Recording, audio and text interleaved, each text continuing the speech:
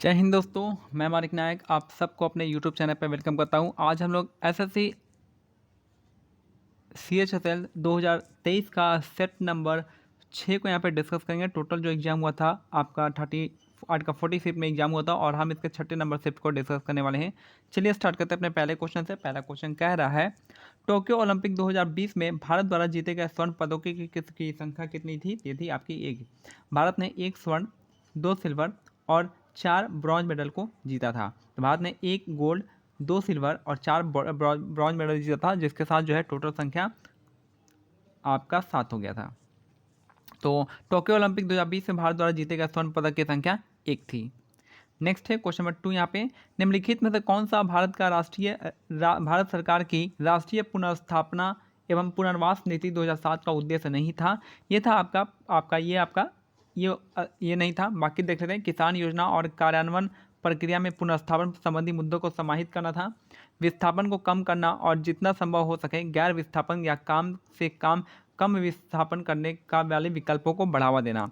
बेहतर जीवन स्तर प्रदान करना और प्रभावित परिवारों को अस्थायी आय प्रदान करने के लिए ठोस कदम उठाना। ये तीनों का आपका था, बाकी चौथा वाला नहीं था। नेक्स्ट है, ग्लाइकोजन की एक लाख इकाई क्या होती है? तो ग्लाइकोजन की 1 लाख इकाई होती है ग्लूकोज, इसका करेक्ट आंसर हो जाएगा। ग्लाइकोजन जो है 1 लाख इकाई होती है ग्लूकोज, और यहाँ पे जो इसका जो ग्लाइकोजन जो जमा होता है, कहाँ पे जमा होता है आप मेरे को बताइएगा। ग्लाइकोजन जमा होता है एनर्जी के फॉर्म में लीवर में। नेक्स्ट है, सितंबर 2022 में नीरज चोपड़ा जूरिच में 88.44 के थ्रो में के साथ डायमंड लीग फाइनल 2022 का खिताब जीतकर डायमंड लीग जीतने वाले पहले भारतीय बन गए। याद रखना है, जो डायमंड लीग जो जीता है, कौन जीता है? नीरज चोपड़ा जीते हैं। इनका गेम कौन सा है? इनका गेम भाला फेंक है और 88.44 मीटर इन्होंने भाला फेंका था। 20 सूत्री कार्यक्रम जो है किस वर्ष शुरू किया गया था? तो 1975 में स्टार्ट किया गया था। 20 सूत्री कार्यक्रम 1975 में स्टार्ट किया गया था, याद रखना है। नेक्स्ट है, निम्नलिखित में से कौन सा सरकार द्वारा लिए गए कुल ऋण का सबसे सही अनुमान है? तो राजकोषीय घाटा इसका करेक्ट आंसर होता है।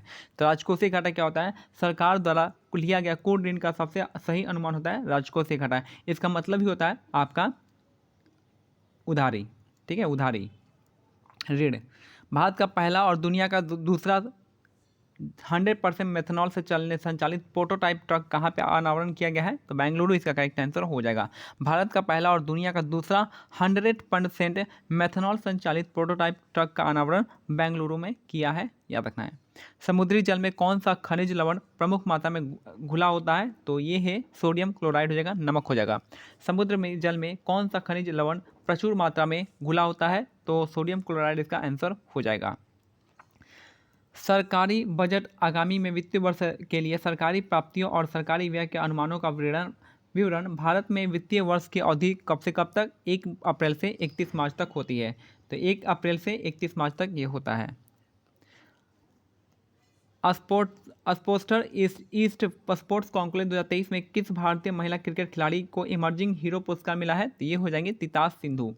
तितास साधु जो है, इनको भारतीय महिला क्रिकेट खिलाड़ी की इमर्जिंग हीरो के रूप में पुरस्कार मिला है तितास साधु को, याद रखना है।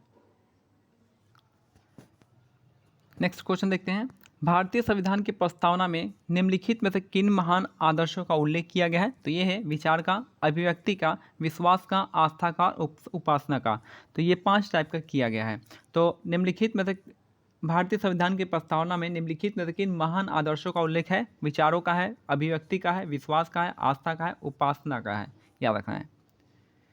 कोशिका का, और याद रखना है कि प्रस्तावना जो है कहाँ से इसका जो लिया गया है, प्रस्तावना आया है यूएसए के कॉन्स्टिट्यूशन से प्रस्तावना आया। अब प्रस्तावना की भाषा ऑस्ट्रेलिया की कॉन्स्टिट्यूशन से आया है। कोशिका का कौन सा भाग पोषक तत्वों के ऊर्जा में परिवर्तित करता है? तो ये हो जाएगा आपका सूत्रकणिका। कोशिका का कौन सा भाग पोषक तत्वों के ऊर्जा में परिवर्तित करता है? सूत्रकणिका इसका करेक्ट आंसर हो जाएगा। भारत की जनगणना 2011 के अनुसार दशकीय जनसंख्या वृद्धि दर कितनी है? तो 17.7 है। भारत की जनगणना 2011 के साथ दशकीय जनसंख्या वृद्धि दर क्या है? 17.7 इसका करेक्ट आंसर हो जाएगा। याद रखना है, जनगणना जो है पहली बार 1872 में किया गया था। किसके टाइम में किया गया था? मायो के टाइम में किया गया था। इसके बाद जो है रेगुलर रिपन के टाइम में रेगुलर इंटरवल में आपको हर 10 साल पे जनगणना देखे जाने लगा। नेक्स्ट है राजा राम मोहन रॉय की पुस्तक गिफ्ट टू मोनोथिस्ट मूल रूप से किस भाषा में लिखी गई थी? तो फारसी में लिखी गई थी। राजा राम मोहन राय की पुस्तक है गिफ्ट टू मोनोथिस्ट मूल रूप से किस भाषा में लिखी गई थी? तो फारसी इसका करेक्ट आंसर हो जाएगा। राजा राम मोहन राय की राजा को उपाधि अकबर द्वितीय ने दिया था। इनका कब्रिस्तान कहाँ पे है? ब्रिस्टल इंग्लैंड में है। राजा राम मोहन राय को मॉडर्न मैन ऑफ इंडिया कहा जाता है। इसके साथ इन्होंने आत्मीय सभा की स्थापना की थी, जो कि पहला इसका संस्था था। उसके बाद 1828 में इन्होंने ब्रह्म समाज की स्थापना की थी, जो सती प्रथा के खिलाफ था। इसके बाद है गिफ्ट टू मोनोथिज्म इनके द्वारा पुस्तक लिखा गया था। साथ में राजा राम मोहन रॉय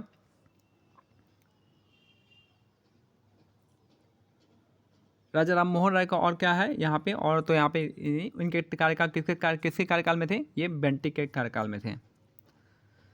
नेक्स्ट है चोल साम्राज्य राजवंश की स्थापना किसने की थी? ये थे विजयालय ने। चोल साम्राज्य की स्थापना विजयालय ने किया था। इसकी राजधानी कहाँ थी? तंजौर थी।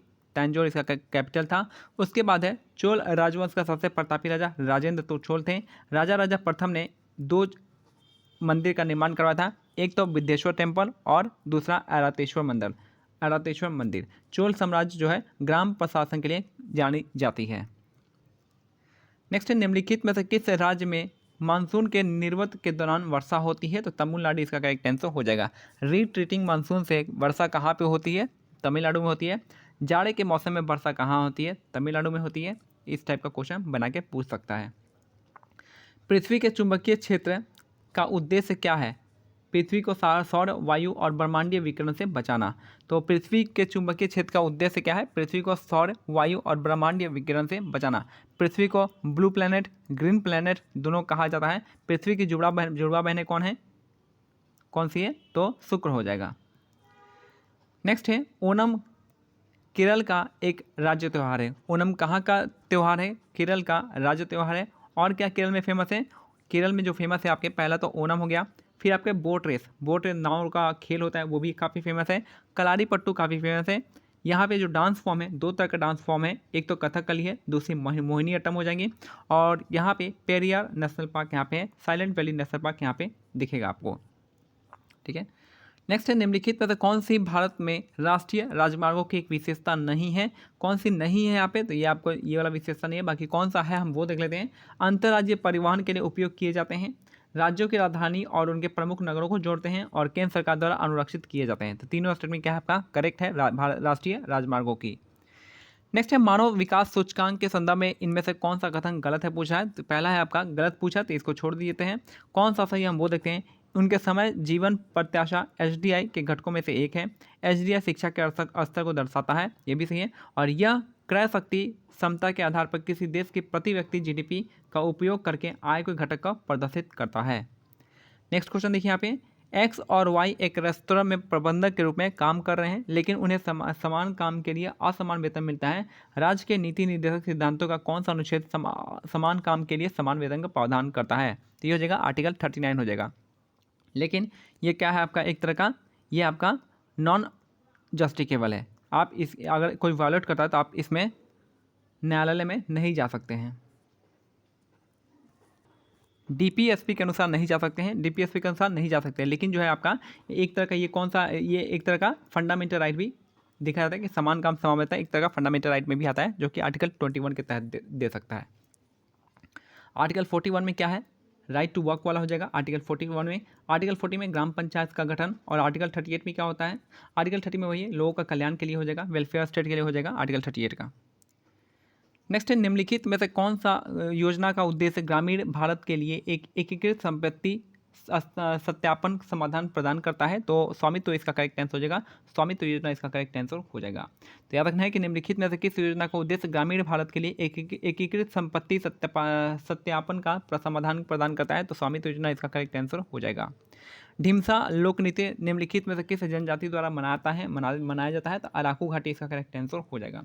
तो ढीमसा लोक नृत्य जो है आपका अराकू घाटी के जनजाति द्वारा मनाया जाता है। नेक्स्ट है अरविंद पारिक का संबंध निम्नलिखित में से किस वाद्य यंत्र से है? तो सितार इसका करेक्ट आंसर हो जाएगा। अरविंद पारिक का संबंध है किस वाद्य यंत्र से हो जाएगा? सितार इसका करेक्ट आंसर हो जाएगा। सितार के लिए और कौन कौन से फेमस लोग हैं आपको पता होना चाहिए। एक तो है पंडित शिव कुमार, पंडित जो है पंडित रविशंकर हो जाएंगे।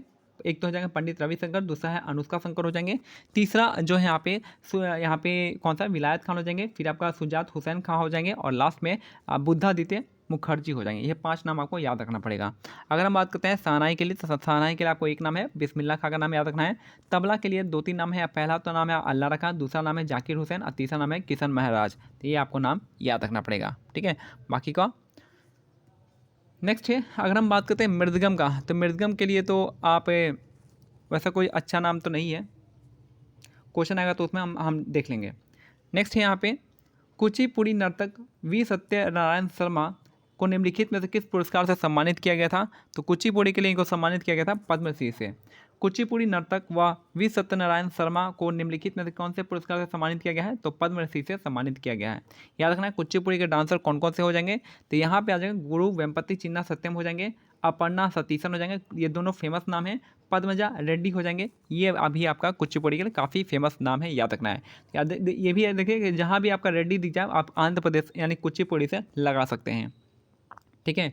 और बाकी मल्लिका साराभाई का संबंध भी आपका कुचिपुड़ी से होता है, मल्लिका साराभाई। नेक्स्ट क्वेश्चन है यहाँ पे, ये आखिरी लास्ट क्वेश्चन था, तो ये थोड़ा सा ये वाला शिफ्ट जो है काफ़ी थोड़ा टफ था एज कम्पेयर टू अभी जो 5 शिफ्ट हमने देखा है, तो ये शिफ्ट जो था थोड़ा टफ था। मिलते हैं अगले वीडियो में, तब तक के लिए क्या करना है, टेलीग्राम चैनल का लिंक जो आपका है @mock test GK GS से सर्च कीजिएगा, आ जाएगा। जय हिंद, जय भारत, धन्यवाद।